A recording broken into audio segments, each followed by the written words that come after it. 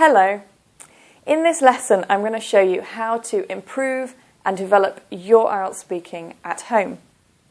So many students tell me that they cannot improve their English because they don't have a foreigner to talk to. So I want to show you that it is possible to improve your speaking at home on your own for free. Now, the first thing I want you to do is to get a list of topics. The common topics for speaking part 1, speaking part 2 and speaking part 3. If you cannot find a list, please go to my IELTS blog, www.ieltsliz.com, and you will find a list of common topics, difficult topics, and the questions as well. So you need to get a list of these topics and develop ideas. I don't want you to write down your answers. I want you only to develop the ideas. So, for example, if the topic is the topic of weather, you can develop ideas about the kind of weather you like, what you do when the weather is like that, also how the weather makes you feel, different kinds of weather, or maybe the transportation problems that come because of that weather. So just develop ideas that you can use for that topic. The next thing, number 2, is a word list, so vocabulary. If you have the topic of weather, you need to have a range of vocabulary for that topic. So for example, hot weather. Hot is a very low band score. But you could use boiling, scorching, sweltering. There's a whole range of vocabulary that you can build to impress the examiner for that topic. So you need to get that list of vocabulary and learn it. Number 3, your next step to developing your speaking. Get the topic, weather. Choose probably about, let's say, 6 questions for that topic. Take your telephone and answer the questions, recording your voice. It's very important that you do the recording rather than writing the answer. When you write answers, usually you think more about the grammar, you think more about the vocabulary, and often you make less mistakes. When you speak, it's direct. So when you record your answer, this gives you a chance to find your weaknesses. Finding your weaknesses is very important so that you can improve. So you need to record your answers to those questions on your phone. After that, I want you to listen to your answers. Listen and check. Now, there are 4 things that I want you to check for. I want you to check for fluency, vocabulary, grammar, and pronunciation. This is what the examiner will check you on. Now, each one in the exam is 25% of your marks. So they're all equal, they are all very important. And the examiner is going to check your answer for each one. Now let's have a look at what you need to check for each one. Fluency. What does that mean? Well, the first thing that you need to check is the length of your answer. Did you give a very short answer, or could you develop it a little bit more? When you develop your answer a little bit more, that is a higher band score. You're offering the examiner more language, but you're showing the ability to speak fluently. So develop your answer more, higher band score. Another thing that you can check for your fluency is how many times you say, These are hesitations, and we don't want hesitations in our answer. So you need to check how many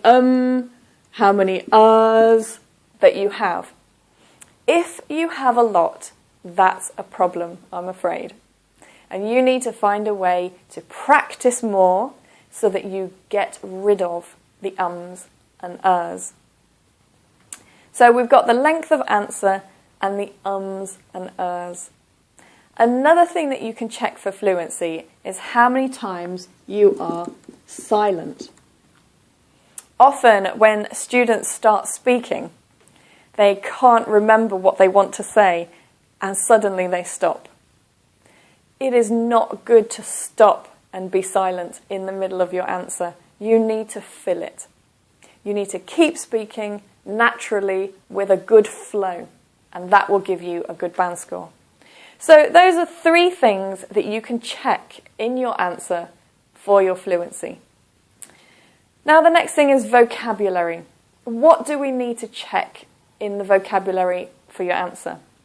Well, obviously the first thing is the range.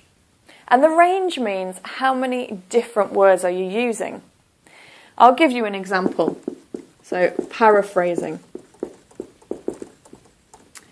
Are you repeating the same words again and again, or are you using different words to describe the same thing?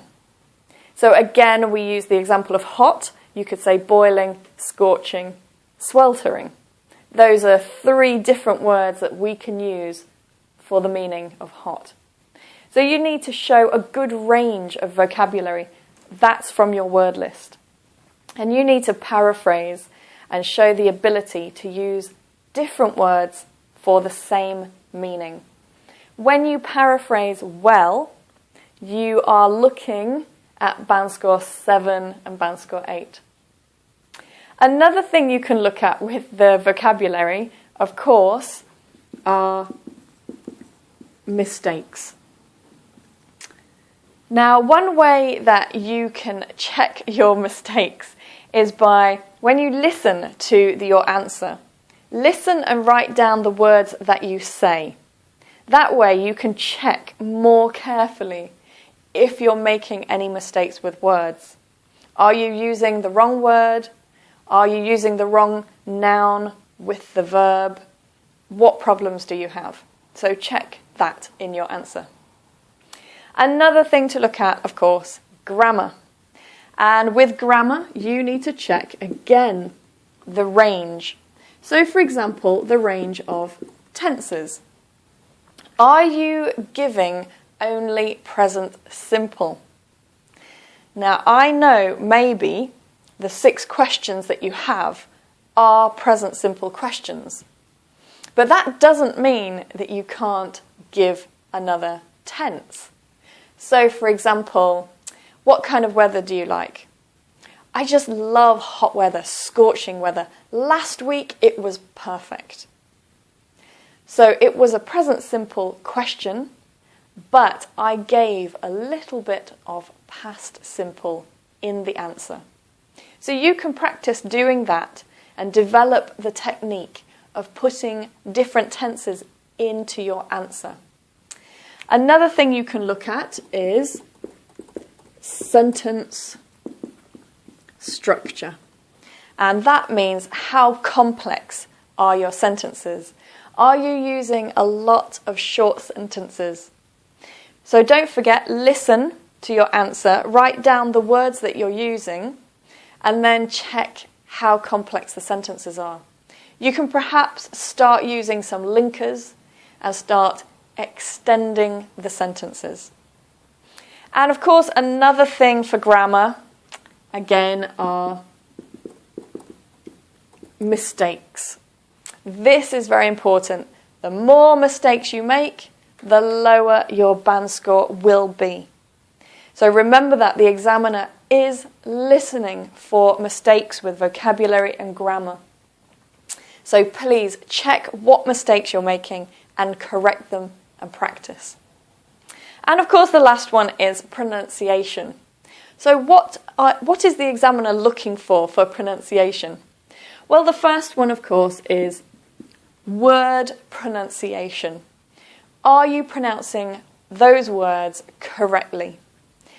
If you're not sure about that, you can go online. There are free dictionaries online so that you can listen to the pronunciation of the word. So check that and make sure your words are correct. Another thing are individual sounds. So for example, sh, s, ch. Are you pronouncing these sounds correctly? And again, you can find practice online for that. And one other thing for pronunciation is intonation. Intonation is if your voice is going up and down, or if you are speaking like this. If you're speaking very flat, this is not good for your band score. You need to learn to use intonation in your voice. We often use intonation to make something more interesting or to show when something is important. So you can practice that at home and try to improve it. Now, the last thing, once you have got your topics and your ideas, you've got your vocabulary for the topic, you have your questions and you record them, you listen, you check your answer. Don't forget you can write down the answer to check what you say. Write down the words you're using. Check your fluency, vocabulary, grammar and pronunciation. And then, after that, practice. Practice and practice. Find your weakness. Get rid of your weakness. Improve your strengths. And you can practice and record again. Don't forget to keep recording your voice. Keep recording your answers. Get used to that. I know it can feel uncomfortable to sit in a room alone and record, but really it's good practice. You need to do it. Right, well, that's all for this lesson. I really hope that you practice this at home. Honestly, the more you practice, the better your IELTS will be, particularly if you check your answers correctly. Well, keep practicing. Good luck, and I'll see you in another IELTS lesson.